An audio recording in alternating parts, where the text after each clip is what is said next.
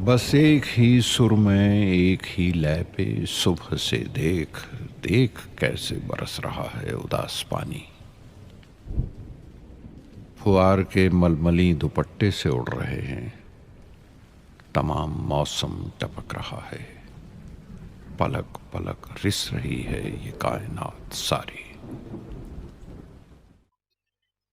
नमस्कार दोस्तों, मेरा नाम है अक्षय और आप सुन रहे हैं गपशप विद अक्षय। आज मैं आपके लिए लेकर आया हूँ एक और नई कहानी जिसका शीर्षक है प्रतिशोध यानी बदला। माया अपने 3 मंजिले मकान की छत पर खड़ी सड़क की ओर ताक रही थी और सोच रही थी वह अब तक आए क्यों नहीं, कहाँ देर लग गई। इस गाड़ी से आने को लिखा था, गाड़ी तो आ गई होगी। स्टेशन से मुसाफिर चले आ रहे हैं, इस वक्त तो कोई दूसरी गाड़ी नहीं आती। शायद असबाब वगैरह रखने में देर हुई। यार दोस्त स्टेशन पर बधाई देने के लिए पहुंच गए हों, उनसे फुर्सत मिलेगी तब तो घर आएंगे। अगर उनकी जगह मैं होती ना तो सीधे घर आती, दोस्तों से कह देती जनाब इस वक्त मुझे माफ़ कीजिए, फिर मिलेंगे। मगर दोस्तों में तो उनकी जान बसती है। मिस्टर व्यास लखनऊ के नौजवान मगर अत्यंत प्रतिष्ठित बैरिस्टरों में हैं। 3 महीनों से वह एक राजनीतिक मुकदमे की पैरवी करने के लिए सरकार की ओर से लाहौर गए हुए हैं। उन्होंने माया को लिखा था, जीत हो गई, 1 तारीख को मैं शाम की मेल में ज़रूर पहुंचूंगा। आज वही शाम है। माया ने आज सारा दिन तैयारी में बिताया, सारा मकान धुलवाया, कमरों की सजावट के सामान साफ कराए, मोटर धुलवाई। ये 3 महीने उसने तपस्या के काटे थे, मगर अब तक मिनिस्टर व्यास नहीं आए। उसकी छोटी बच्ची तिलमिला रही थी, उसके पैरों में चिमट गई और बोली, अम्मा बाबूजी कब आएंगे। माया ने उसे गोद में उठा लिया और चूमकर बोली, आते ही होंगे बेटी, गाड़ी तो कब की आ गई है, मेरे लिए अच्छी गुड़िया लाएंगे ना माँ। माया ने कुछ जवाब न दिया। इंतजार अब गुस्से में बदल रहा था। वह सोच रही थी जिस तरह मुझे हजरत परेशान कर रहे हैं उसी तरह मैं भी उनको परेशान करूंगी। घंटों भर तक बोलूंगी ही नहीं। आकर स्टेशन पर बैठे हुए हैं, जलाने में उन्हें मज़ा आता है, यह उनकी पुरानी आदत है। दिल को क्या करूं? नहीं, जी तो क्या चाहता है कि जैसे वह मुझे बेरुखी दिखलाते हैं उसी तरह मैं भी उनकी बात न पूछूं। यकायक एक नौकर ने ऊपर आकर कहा, बहू जी लाहौर से यह तार आया है। माया अंदर ही अंदर जल उठी। उसे ऐसा मालूम हुआ कि जैसे बड़े जोर की हरारत हो गई हो। बस ख्याल आया, सिवाय इसके और क्या लिखा होगा कि गाड़ी से न आ सकूंगा, तार दे देना कौन मुश्किल है। मैं भी क्यों न तार दे दूं कि 1 महीने के लिए मैं भी मायके जा रही हूँ। नौकर से कहा, तार लेकर कमरे के मेज पर रख दो। मगर फिर खुद सोचकर उसने लिफाफा ले लिया और खोला ही था कि कागज़ हाथ से छूटकर गिर गया। लिखा था, मिस्टर व्यास को आज 10 बजे रात किसी बदमाश ने कत्ल कर दिया। कई महीनों बीत गए मगर खूनी का अब तक पता नहीं चला। खुफिया पुलिस के अनुभवी लोग उसका सुराग लगाने की फिक्र में परेशान हैं। खूनी को गिरफ्तार करा देने वाले को 20,000 रुपये इनाम दिए जाने का ऐलान कर दिया गया है, मगर कोई नतीजा नहीं। जिस होटल में मिस्टर व्यास ठहरे हुए थे उसी में 1 महीने से माया ठहरी हुई है। उस कमरे से उसे प्यार सा हो गया है। उसकी सूरत इतनी बदल गई है कि अब उसे पहचानना मुश्किल है, मगर उसके चेहरे पर बेकसी या दर्द का पीलापन नहीं है, क्रोध की गर्मी दिखाई पड़ती है। उसकी नशीली आंखें में अब खून की प्यास है और प्रतिशोध की लपट। उसके शरीर का एक एक कण प्रतिशोध की आग में जल रहा है। अब यही उसके जीवन का ध्येय है, यही उसकी सबसे बड़ी अभिलाषा है। उसके प्रेम की सारी निधि अब यही प्रतिशोध का आवेग है। जिस आदमी ने उनके जीवन का सर्वनाश कर दिया उसे अपने सामने तड़पते देखकर ही उसकी आंखें ठंडी होंगी। खुफिया पुलिस भय और लोभ, जांच और पड़ताल से काम ले रही है, मगर माया ने अपने लक्ष्य पर पहुंचने के लिए एक दूसरा ही रास्ता अपनाया है। व्यास को प्रेत विद्या से लगाव था। उनकी संगति में माया ने कुछ आरंभिक अभ्यास किया था। उस वक्त उसके लिए यह मनोरंजन था, मगर अब यही उसके जीवन का संबल था। वह रोज तिलोत्तमा पर अमल करती और रोज ब रोज अभ्यास बढ़ाती जाती थी। वह उस दिन का इंतजार कर रही थी जब अपने पति की आत्मा को बुलाकर उसे खूनी का सुराग लगा लेगी।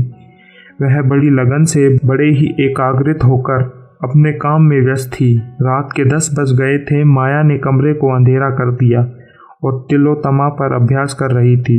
यकायक उसे ऐसा मालूम हुआ कि कमरे में कोई दिव्य व्यक्ति आया। बुझते हुए दीपक की अंतिम झलक की तरह एक रोशनी नजर आई। माया ने पूछा, आप कौन हैं? तिलोत्तमा ने हंसकर कहा, तुम मुझे नहीं पहचानती? मैं ही तुम्हारा मनमोहन हूँ, जो दुनिया में मिनिस्टर व्यास के नाम से मशहूर था। आप खूब आए। आपसे खूनी का नाम पूछना चाहती हूँ। उसका नाम है ईश्वरदास। कहाँ रहता है? शाहजहाँपुर। माया ने मोहल्ले का नाम, मकान का नंबर, सूरत, शकल सब कुछ विस्तार के साथ सब पूछा और कागज पर नोट कर लिया। तिलोत्तमा जरा देर में उठ बैठी। जब कमरे में फिर रोशनी हुई तो माया का मुरझाया हुआ चेहरा विजय की प्रसन्नता से चमक रहा था। उसके शरीर में एक नया जोश लहर मार रहा था कि जैसे प्यास से मरते हुए मुसाफिर को पानी मिल गया हो। उसी रात को माया ने लाहौर से शाहजहाँपुर आने का इरादा किया। रात का वक्त, पंजाब मेल बड़ी तेजी से अंधेरे को चीरती हुई चली जा रही थी। माया एक सेकंड क्लास के कमरे में बैठी सोच रही थी कि शाहजहाँपुर में कहाँ ठहरेगी, कैसे ईश्वरदास का मकान तलाश करेगी और कैसे उससे खून का बदला लेगी। उसके बगल में तिलोत्तमा बेखबर सो रही थी। सामने ऊपर के बर्थ पर एक आदमी नींद में गाफिल पड़ा हुआ था। यकायक गाड़ी का कमरा खुला और 2 आदमी कोट पतलून पहने हुए कमरे में दाखिल हुए। दोनों अंग्रेज थे। एक माया की तरफ बैठा और दूसरा दूसरी तरफ। माया सिमट कर बैठ गई। इन आदमियों को यूं बैठना उसे बहुत बुरा मालूम हुआ। वह कहना चाहती थी कि आप लोग दूसरी तरफ बैठें, पर वही औरत जो खून का बदला लेने जा रही थी सामने यह कतर देकर कांप उठी। वह दोनों शैतान उसे सिमटते देखकर और भी करीब आ गए। माया अब वहां न बैठ सकती थी। वह उठकर दूसरे बर्थ पर जाना ही चाहती कि उनमें से किसी एक ने उसका हाथ पकड़ लिया। माया ने जोर से हाथ छुड़ाने की कोशिश करके कहा, तुम्हारी शामत तो आई नहीं है, छोड़ दो मेरा हाथ सुअर। इस पर दूसरे आदमी ने उठकर माया को सीने से लिपटा लिया। मैं लड़खड़ाती हुई जबान से बोला, वेल, हम तुमको बहुत सा रुपया देगा। माया ने उसको सारी ताकत से धकेलने की कोशिश करते हुए कहा, हट जा हरामजादे, वरना अभी तेरा सर फोड़ दूंगी। दूसरा आदमी भी उठ खड़ा हुआ और दोनों मिलकर माया को बर्थ पर लिटाने की कोशिश करने लगे। यकायक ये खटपट सुनकर ऊपर के बर्थ पर सोया हुआ आदमी चौंक गया और उन बदमाशों की हरकतें देखकर ऊपर से ही कूद गया। दोनों गोरे उसे देखकर माया को छोड़ उसकी तरफ झपटने लगे और उसे घूंसे मारने लगे। दोनों उस पर ताबड़तोड़ हमला कर रहे थे। वह हाथों से अपने को बचा रहा था, उसी पर वार करने का कोई मौका नहीं मिला था। यकायक उसने उचककर अपने बिस्तर में से एक छुरा निकाला और आस्तीन समेटकर बोला, तुम दोनों अगर अभी बाहर न चले गए तो मैं एक को भी जिंदा न छोड़ूंगा। दोनों गोरे छुरा देकर डर गए, मगर वह भी नियत्ते न थे। एक ने जेब से रिवॉल्वर निकाल ली और उसकी नली उस आदमी की तरफ करके बोला, निकल जाओ रास्कल्स। माया थर थर काँप रही थी कि न जाने क्या आफत आने वाली है, मगर खतरा हमारी छिपी हुई हिम्मतों की कुंजी है। खतरे में पड़कर हम भय की सीमाओं से आगे बढ़ जाते हैं, कुछ कर गुजरते हैं जिस पर हमें खूब हैरत होती है। वही माया जो अब पर थर थर काँप रही थी, बिल्ली की तरह कूद रही थी, उस गोरे की तरफ लपटी और उसके हाथ से रिवॉल्वर खींचकर गाड़ी के नीचे फेंक दी। गोरे ने खिंचाकर माया को दांतों से काटना चाहा, मगर माया ने जल्दी से हाथ खींच लिया और खतरे की उसके पास कोई हथियार न था, इसलिए वह छुरी के सामने न आना चाहता था। जब उसने देखा कि माया ने जंजीर खींच ली तो भीतर का दरवाज़ा खोलकर भागा। उसका साथी भी उसके पीछे पीछे भागा। चलते चलते छुरी वाले आदमी ने उसे इतनी जोर से धक्का दिया कि वह मुंह के बल गिर पड़ा। फिर तो उसने इतनी ठोकरें, इतनी लातें और इतने घूंसे जमाए कि उसके मुंह से खून निकल पड़ा। इतने में गाड़ी रुक गई और गार्ड लॉल्टन लिए आता दिखाई दिया, मगर वो दोनों शैतान गाड़ी को रुकते देख बेतहाशा नीचे कूद पड़े और उस अंधेरे में न जाने कहाँ खो गए। गार्ड ने भी जहाँ ज़्यादा जानबीन न की और करता भी तो उसे अंधेरे में क्या पता लगना था। दोनों तरफ गड्ढे थे, शायद किसी नदी के पास थे। वहाँ 2 क्या 200 आदमी उस वक्त बड़ी आसानी से छिप कर रह सकते थे। 10 मिनट तक गाड़ी खड़ी रही, फिर चल पड़ी। माया ने मुक्ति की सांस लेकर कहा, आप आज न होते तो ईश्वर ही जाने मेरा क्या हाल होता। आपको कहीं चोट तो नहीं आई? उस आदमी ने छुरे को जेब में रखते हुए कहा, बिल्कुल नहीं। मैं ऐसा बेसुध सोया हुआ था कि उन बदमाशों के आने की खबर ही न हुई, वरना मैं उन्हें अंदर पाँव ही न रखने देता। अगले स्टेशन पर रिपोर्ट करूंगा माया जी।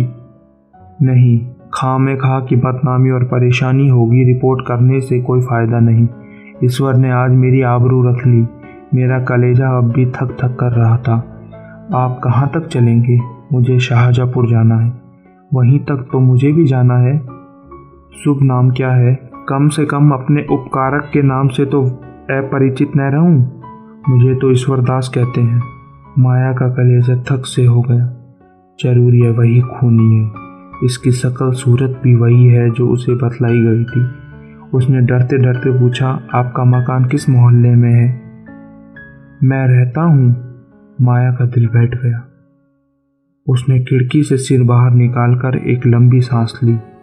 हाय, खूनी मिला भी तो इस हालत में जब वह उसके एहसान के बोझ में दबी हुई है। क्या उस आदमी को वह खंजर का निशाना बना सकती है जिसने बगैर किसी परिचय के सिर्फ हमदर्दी के जोश में ऐसे गाढ़े वक्त में उसकी मदद की? जान पर खेल गया। वह एक अजीब उलझन में पड़ गई। उसने उसके चेहरे की तरफ देखा। शराफत झलक रही थी। ऐसा आदमी खून कर सकता है क्या? इसमें उसे संदेह था। ईश्वर ने पूछा, आप लाहौर से आ रही हैं ना? और शाहजहाँपुर में कहाँ जाइएगा? अभी तो कहीं धर्मशाला में ठहरोगी, मकान का इंतजाम करना है। ईश्वरदास ने ताज्जुब से पूछा, तो वहाँ आप किसी दोस्त या रिश्तेदार के यहाँ नहीं जा रही हैं? कोई न कोई मिल ही जाएगा। यूँ आपका असली मकान कहाँ है? असली मकान पहले लखनऊ था, अब कहीं नहीं है। मैं बेवा हूँ। ईश्वरदास ने शाहजहाँपुर में माया के लिए एक अच्छा मकान तय कर लिया। एक नौकर भी रख दिया। दिन में कई बार हालचाल पूछने आता। माया कितना ही चाहती थी कि उसके एहसान न ले, उससे घनिष्ठता न पैदा करें, मगर वह इतना नेक और शरीफ था कि माया मजबूर हो गई थी। एक दिन वह कई गमले और फर्नीचर लेकर आया। कई खूबसूरत तस्वीरें भी थी। माया ने तैयारियां चढ़ाकर कहा, मुझे आज सामान की बिल्कुल ज़रूरत नहीं है, आप नाहक तकलीफ करते हैं। ईश्वरदास ने इस तरह लज्जित होकर कि जैसे उसने कोई भूल हो गई हो, कहा, मेरे घर में यह चीज़ बेकार पड़ी थी, आकर रख दी। मैं इन टीम टाम की चीज़ों का गुलाम नहीं बनना चाहती। आपको अगर गवारा न हो तो मैं उठा ले जाऊं। माया ने देखा कि उसकी आंख भर आई। मजबूर होकर बोली, अब आप ले ही आए तो रहने दीजिए, मगर आगे से कोई चीज़ न लाइएगा। एक दिन माया का नौकर न आया। माया ने 8-9 बजे तक उसकी राह देखी। जब अब भी वह न आया तो उसने झूठे बर्तन मांजना शुरू किया। उसे कभी अपने हाथ से चोखा बर्तन करने का संयोग न हुआ था। बार बार अपनी हालत पर रोना आता था। एक दिन वह कहता था कि उसके घर में नौकरों की एक पलटन थी। आज उसे अपने हाथों बर्तन मांजने पड़ रहे थे। तिलोत्तमा दौड़ दौड़ कर बड़े जोश से काम कर रही थी। उसे कोई फिक्र न थी। अपने हाथों से काम करने का, अपने को उपयोगी साबित करने का ऐसा अच्छा मौका पाकर उसकी खुशी की सीमा न रही। इतने में ईश्वरदास आकर खड़ा हो गया और माया को बर्तन मांजकर देखकर बोला, यह आप क्या कर रही हैं? रहने दीजिए, मैं अभी तक एक आदमी को बुला लाता हूँ। आपने मुझे क्यों न खबर दी? राम राम, उठाई वहाँ से। माया ने लापरवाही से कहा, कोई ज़रूरत नहीं है, आप तकलीफ़ न कीजिए, मैं अभी मांज लेती हूँ। इसकी ज़रूरत भी क्या है, मैं 1 मिनट में आती हूँ। नहीं, आप किसी को न लाइए, मैं इतने बर्तन आसानी से धो लूँगी। अच्छा तो लाइए, मैं भी कुछ मदद करूँ। यह कहकर उसने ढोल उठा लिया और बाहर से पानी लेने दौड़ा। पानी लाकर उसने मंजे हुए बर्तन को धोना शुरू किया। माया ने उसके हाथ से बर्तन छीनने की कोशिश करके कहा, आप मुझे क्यों शर्मिंदा कर रहे हैं? रहने दीजिए, मैं अभी साफ किए डालती हूँ। आप मुझे शर्मिंदा करती हैं या मैं आपको शर्मिंदा कर रहा हूँ? आप यहाँ मुसाफिर हैं। मैं यहाँ का रहने वाला हूँ, मेरा धर्म है कि आपकी सेवा करूँ। आपने एक जाति तो यह कर दी कि मुझे जरा भी खबर न दी, और दूसरी ज्यादती यह कर रही है कि मैं इसे बर्दाश्त नहीं कर सकता। ईश्वरदास ने जरा देर से सारे बर्तन साफ करके रख दिए। ऐसा मालूम होता था कि वह ऐसे कामों का आदी है। बर्तन धोकर उसने सारे बर्तन पानी से भर दिए और तब माथे से पसीना पोंछता हुआ बोला, बाजार से कोई चीज़ लानी हो तो बदला दीजिए, अभी ला दूं माया जी। माया जी नहीं, माफ़ कीजिए, आप अपने घर का रास्ता लीजिए। ईश्वरदास तिलोत्तमा, आओ आज तुम्हें सहर करा लाएं। माया जी नहीं, रहने दीजिए, इस वक्त सहर करने नहीं जाती। माया ने यह शब्द इतने रूखेपन से कहे कि ईश्वरदास का मुंह उतर गया। उसने दोबारा कुछ नहीं कहा, चुपके से चला गया। उसके जाने के बाद माया ने सोचा, मैंने उसके साथ कितनी बेमुरौवती की। रेलगाड़ी की उस दुखद घटना के बाद उसके दिल में बराबर प्रतिशोध और मनुष्यता में लड़ाई छिड़ी हुई थी। अगर ईश्वरदास उस मौके पर स्वर्ग को एक दूत की तरह न आता तो आज उसकी क्या हालत होती, यह ख्याल करके उसके रोए खड़े हो जाते थे। और ईश्वरदास के लिए उसके दिल की गहराइयों में कृतज्ञता के बाद शब्द निकले, क्या अपने ऊपर इतना बड़ा एहसान करने वाले के खून से अपने हाथ रंगेगी। आज वह वैधव्य की विपत्तियां झेल रही है और सारी उम्र झेलेगी। इन बातों का ख्याल करके उसकी आंखें लाल हो जाती, मुंह से एक गर्म आह निकल जाती और जी चाहता कि उस वक्त कटार लेकर चल पड़े और उसका काम तमाम कर दे। आज माया के अंतिम निश्चय कर दिया था। उसने ईश्वरदास की दावत की थी, यही उसका आखिरी दावत होगी। ईश्वरदास ने उस पर एहसान ज़रूर किए थे, लेकिन दुनिया में कोई एहसान, कोई नेकी उसके शोक के दाग को मिटा सकती नहीं है।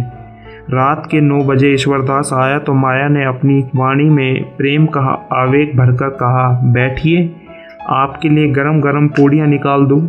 ईश्वरदास, क्या अभी तक आप मेरा इंतजार में बैठी हुई हैं? इतनी गर्मी में परेशान हुई? माया ने थाली परसकर उसके सामने रखे हुए कहा, मैं खाना पकाना नहीं जानती, अगर कोई चीज़ अच्छी न लगे तो माफ़ कीजिएगा। ईश्वरदास ने खूब तारीफ करते हुए एक एक चीज़ खाई, ऐसी स्वादिष्ट चीज़ उसने अपनी उम्र में कभी न खाई थी। आप तो कहती थी मैं खाना पकाना नहीं जानती, तो क्या मैं गलत कहती थी? बिल्कुल गलत। आपने खुद अपनी गलती साबित कर दी। ऐसे खस्ते मैंने ज़िंदगी में भी न खाए थे। आप मुझे बना रहे हैं? अच्छा साहब, बना लीजिए। नहीं, मैं बनाता नहीं, बिल्कुल सच कहता हूँ। किस किस चीज़ की तारीफ़ करूँ? चाहता हूँ कि कोई ऐब निकालूँ, लेकिन सूझता ही नहीं। आपकी मैं अपने दोस्तों की दावत करूँगा तो आपको एक दिन तकलीफ़ दूँगा। हाँ, शौक़ से कीजिए, मैं हाजिर हूँ। खाते खाते 10 बज गए। तिलोत्तमा सो गई। गली में सन्नाटा भी छा गया था। ईश्वरदास चलने को तैयार हुआ तो माया बोली, क्या आप चले जाएंगे? क्यों न आज यहीं सोए रहिए, मुझे कुछ डर लग रहा है। आप बाहर के कमरे में सो जाइएगा, मैं अंदर आंगन में सो जाऊंगी। ईश्वर ने क्षण भर सोचकर कहा, अच्छी बात है, आपने पहले कभी न कहा कि आपको इस घर में डर लगता है, वरना मैं किसी भरोसे की बुढ़ी औरत को रात को सोने के लिए ठीक कर देता। ईश्वरदास ने तो कमरे में आसन जमाया। माया अंदर खाने खाने लगी, लेकिन आज उसके गले के नीचे एक कोर भी न उतर सका। उसका दिल जोर जोर से धड़क रहा था। दिल पर एक डर सा छाया हुआ। ईश्वरदास कहीं जाग पड़ा तो उसे उस वक्त कितनी शर्मिंदगी होगी। माया ने कटार को खूब तेज कर रखा था। आज दिन भर उसके हाथ से लेकर अभ्यास किया। वह इस तरह वार करेगी कि खाली ही न जाए। अगर ईश्वरदास जाग ही पड़ा तो जानलेवा घाव लगेगा। जब आधी रात हो गई, ईश्वरदास ने खर्राटे की आवाज़ कानों में आने लगी तो माया कटार लेकर उठी और उसका सारा शरीर कांप रहा था। भय और संकल्प, आकर्षण और घृणा एक साथ कभी उसे एक कदम आगे बढ़ा देती, कभी पीछे हटा देती। ऐसा मालूम होता कि जैसा सारा मकान, सारा आसमान चक्कर खा रहा है। कमरे की हर एक चीज़ घूमती हुई नजर आ रही थी, मगर एक क्षण में यह बेचैनी दूर हो गई और दिल पर डर छा गया। वह दबे पांव ईश्वरदास के कमरे तक आई, फिर उसके कदम वहीं जम गए। उसकी आंख से आंसू बहने लगे। आहा, मैं कितनी कमज़ोर हूँ। जिस आदमी ने मेरा सर्वनाश कर दिया, मेरी हरी भरी खेती उजाड़ दी, मेरे लहराते हुए उपवन को वीरान कर दिया, मुझे हमेशा के लिए आग के जलते हुए कुंडों में डाल दिया उससे मैं खून का बदला भी नहीं ले सकती। वह मेरी ही बहन थी जो तलवार और बंदूक लेकर मैदान में लड़ी थी, दहकती हुई चिता में हंसते हंसते बैठ गई थी। उस वक्त ऐसा मालूम हुआ कि मिस्टर व्यास सामने खड़े हैं और उसे आगे बढ़ने की प्रेरणा दे रहे हैं। कह रहे हैं, क्या तुम मेरे खून का बदला न लोगी? मेरी आत्मा प्रतिशोध के लिए तड़प रही है। क्या उसे हमेशा हमेशा यूं ही तड़पती रहोगी? क्या यही वफा की शर्त थी? इन विचारों ने माया की भावना को भड़का दिया। उसकी आंख खून की तरह लाल हो गई, होठ दांतों के नीचे दबा गए और कटार के हत्थे पर मुट्ठी बंध गई। एक उन्माद सा छा गया। उसने कमरे के अंदर पैर रखा, मगर ईश्वरदास की आंखें खुल गई थी। कमरे में लालटेन की मध्यम रोशनी थी। माया की आहट पाकर वह चौंका और सिर उठाकर देखा तो खून सर्द हो गया। माया प्रलय की मूर्ति बनी हाथों में नंगी कटार लिए उसकी तरफ चली आ रही थी। वह चारपाई से उठकर खड़ा हो गया और घबराकर बोला, क्या है बहन, यह कटार क्यों लिए हुए हो? माया ने कहा, यह कटार तुम्हारे खून की प्यासी है, क्योंकि तुमने मेरे पति का खून किया है। ईश्वर का चेहरा पीला पड़ गया। बोला, मैंने? हाँ, तुम ही ने लाहौर में मेरे पति की हत्या की, जब वह एक मुकदमे की पैरवी करने लगे थे। क्या तुम इससे इनकार कर रहे हो? मेरे पति की आत्मा ने खुद तुम्हारा पता बताया है। तो तुम मिस्टर व्यास की बीवी हो? हाँ, मैं उनकी बदनसीब बीवी हूँ और तुम मेरा सुहाग लूटने वाले हो। तुमने मेरे ऊपर एहसान किए हैं, लेकिन एहसानों से मेरे दिल की आग नहीं बुझ सकती। वह तुम्हारे खून से ही बुझेगी। ईश्वरदास ने माया की ओर याचना भरी आंखों से देखकर कहा, अगर आपको यही फैसला है तो लीजिए, यह सर हाजिर है। अगर मेरे खून से आपके दिल की आग बुझ जाती है तो बुझा लीजिए अपने दिल की आग। मैं खुद उसे आपके कदमों में गिरा दूंगा, लेकिन जिस तरह आप मेरे खून से अपनी तलवार की प्यास बुझाना अपने धर्म समझती है, उसी तरह मैंने भी मिस्टर व्यास को कत्ल करना अपना धर्म समझा। आपको मालूम है, वह एक राजनीतिक मुकदमे की पैरवी करने लाहौर गए। मिस्टर व्यास ने जिस तरह अपनी ऊंची कानूनी लियाकत का इस्तेमाल किया, पुलिस को झूठी शहादतों को तैयार करने में जिस तरह मदद दी, उसे बेरहमी और बेदर्दी से बेकस और जायदाद बेगुनाह नौजवान को तबाह किया, उसे मैं सह न सकता था। उन दिनों अदालत में तमाइशों की बेहिनात भीड़ थी। सभी अदालतों से मिस्टर व्यास को कोसते हुए जाते थे, तो मैं तो मुकदमे की हकीकत को जानता था, इसलिए मेरी अंतरात्मा सिर्फ कोसने और गालियां देने से शांत न हो सकती थी। मैं आपसे क्या कहूँ? व्यास ने आंखें खोलकर समझा बुझाकर झूठ को सच साबित किया और कितने ही घरों को बेचिराग कर दिया। आज कितनी माएँ अपने बेटों के खून के आंसू रो रही हैं, कितनी ही औरतें रंडापे की आग में जल रही हैं। पुलिस कितनी ही ज्यादतियाँ करें, हम परवाह नहीं करते, इसके सिवा और कोई उम्मीद भी नहीं रखते हैं। उसमें ज़्यादातर जाहिल शोहदे लुच्चे भरे हुए हैं। सरकार ने इन महकमे को कायम ही इसलिए किया है कि वह रियाहों को तंग करे, मगर वकीलों से हम इंसाफ की उम्मीद रखते हैं। हम उनकी इज्जत करते हैं। वे उच्च कोटि के पढ़े लिखे हुए सहज लोग होते हैं। जब ऐसे आदमियों को हम पुलिस के हाथों की कठपुतलियाँ बनता हुआ देखते हैं तो हमारा क्रोध की सीमा नहीं रहती। मैं मिनिस्टर व्यास का प्रशंसक था, मगर जब मैंने उनका बेगुनाह मुलजिमों से जबरन जुर्म का इकबाल कराते हुए देखा तो मुझे उनसे नफरत हो गई। गरीब मुलजिम रात दिन भर उल्टे लटकाए जाते थे, सिर्फ इसलिए कि वह जुर्म जो उन्होंने कभी किया ही नहीं इकबाल कर ले। उनकी नाक में लाल मिर्च का धुआं डाला जाता था। मिस्टर व्यास यह सारी ज्यादतियाँ सिर्फ अपनी आंखों से देखते ही नहीं थे, बल्कि उनके इशारे पर वह ही किया जाती थी। माया की चेहरे की कठोरता जाती रही। क्या आपके पास कोई सबूत है कि उन्होंने मुलजिमों पर ऐसी सख्तियाँ की? यह सारी बातें आमतौर पर मशहूर थी। लाहौर का बच्चा बच्चा जानता है। मैंने खुद अपनी आंखों से देखा। इसके सिवा मैं और क्या सबूत दे सकता हूँ? उन बेचारों का बस इतना कसूर था कि वे हिंदुस्तान के सच्चे दोस्त थे। अपना सारा वक्त प्रजा की शिक्षा और सेवा में खर्च कर रहे थे, भूखे रहते थे, प्रजा पर पुलिस हुक्काम की सख्तियां न होने देते थे। यही उनका गुनाह था और उन्हीं गुनाहों की सजा दिलाने में मिस्टर व्यास पुलिस के दाहिने हाथ बने हुए थे। माया के हाथ से खंजर गिर पड़ा। उसकी आंखों से आंसू भर आए। बोली, मुझे न मालूम था कि वे ऐसी हरकत भी करते हैं। ईश्वरदास ने कहा, यह न समझती कि मैंने उसकी तलवार से डरकर वकील साहब पर झूठे इल्ज़ाम लगा रहा हूँ। मैंने कभी ज़िंदगी की परवाह नहीं की। मेरे लिए कौन रोने वाला बैठा हुआ है जिसके लिए ज़िंदगी की परवाह करूँ? अगर आप समझती हैं कि मैंने अनुचित हत्या की है तो आप इस तलवार को उठाकर इस जिंदगी का खात्मा कर दीजिए, मैं ज़रा भी न चीखूंगा। अगर आप तलवार न उठा सके तो पुलिस को खबर कर दीजिए, वह बड़ी आसानी से दुनिया से रुखसत कर सकती हैं। सबूत मिल जाना मुश्किल न होगा, मैं खुद पुलिस के सामने जुर्म इकबाल कर लेता, मगर मैं इस जुर्म नहीं समझता। अगर एक जान से सैकड़ों जान बच जाएं तो वह खून नहीं है। मैं सिर्फ इसलिए ज़िंदा रहना चाहता हूँ कि शायद किसी ऐसे ही मौके पर मेरी फिर ज़रूरत पड़े। माया ने रोते हुए कहा, अगर तुम्हारा बयान सही है तो मैं अपना खून माफ़ करती हूँ। तुम्हें जो किया या बेवजह किया इसका फैसला ईश्वर करेगा।